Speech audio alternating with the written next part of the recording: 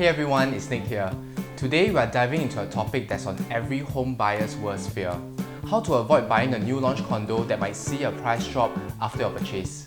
Stay tuned to the end of the video where I'll share some projects that might drop in price soon. To protect ourselves from this, we need to understand the developer's 3 phases of pricing strategy. Phase 1 is clear stock, Phase 2 is price adjustment, and Phase 3 is all-out profit.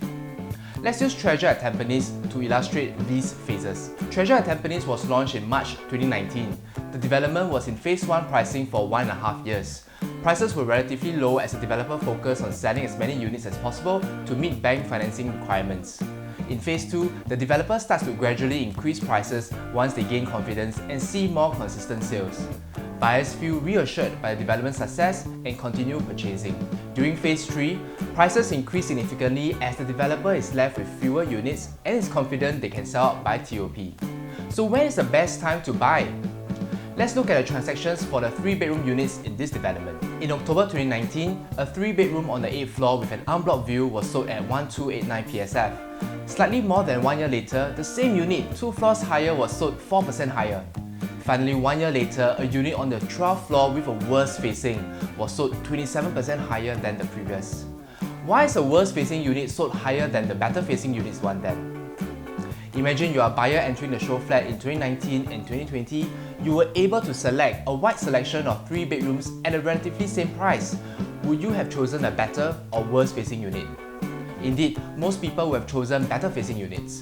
As the premium units sold out, less desirable units became more expensive as the developer increased price over time. The buyers who entered the latest would have no choice but to purchase these less desirable units at a higher price tag. In the sub-sale market, the same level 8 unit was later sold at 1694 PSF in August 2023, netting a profit of $418,000 in 4 years. This price was even lower than the Phase 3 developer price. Moving forward, Phase 3 units will struggle to sell competitively due to their higher break-even price. Now let's also look at Ki Residences. In December 2020, a 3-bedroom unit at level 6 was sold at 1784 PSF. 9 months later, the exact same unit, 3 levels lower, was sold 8% higher. Finally, 2.5 years later, a level 2 unit was sold at 21% higher than the level 3 unit.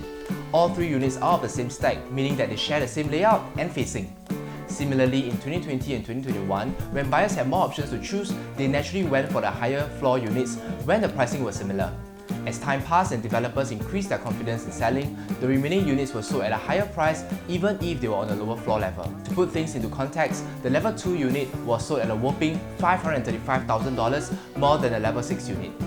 Fast forward to today, if all 3 units were to list their units for sale, the level 2 unit would be facing the most difficulty because not only is there a lower demand for very low floor units, this owner's break-even price is at least $500,000 higher than the level 6 neighbour. But it's not always best to enter early. Take Hyll and Holland as an example. They launched in October 2020 at $2,600 PSF, increased to $2,900 PSF, and then had no sales for months. The developer eventually slashed 17% of their prices and relaunched an average of $2,400 PSF in June 2021. Prices only returned to previous highs in 2023 in the last few developer units. So how do we determine if any project provides a safe entry? Here's a key formula to see if a developer is likely to decrease prices. We take the average number of units sold per month, multiply by number of months before TOP. If this figure is greater than the total remaining units, it means that the developer is likely to sell out before the project obtains TOP. Hence, this is a safer new launch to purchase. Based on this formula, which projects are at risk of price drops? TMW Maxwell sold 5 units at launch in August 2023 with 319 units unsold out of 324 units and no sales in the last year. This is a very risky project and is likely for a relaunch at a lower price. Terra Hyll sold an average of 1.5 units per month with 26 months to TOP, totaling 39 units, but there are 154 units remaining. These are 2 out of 5 projects in my list that are likely to decrease price. If you'd like to find out what are the other projects, drop me a text and I'll share with you more. Understanding developer pricing strategies help us find safe purchases in today's market.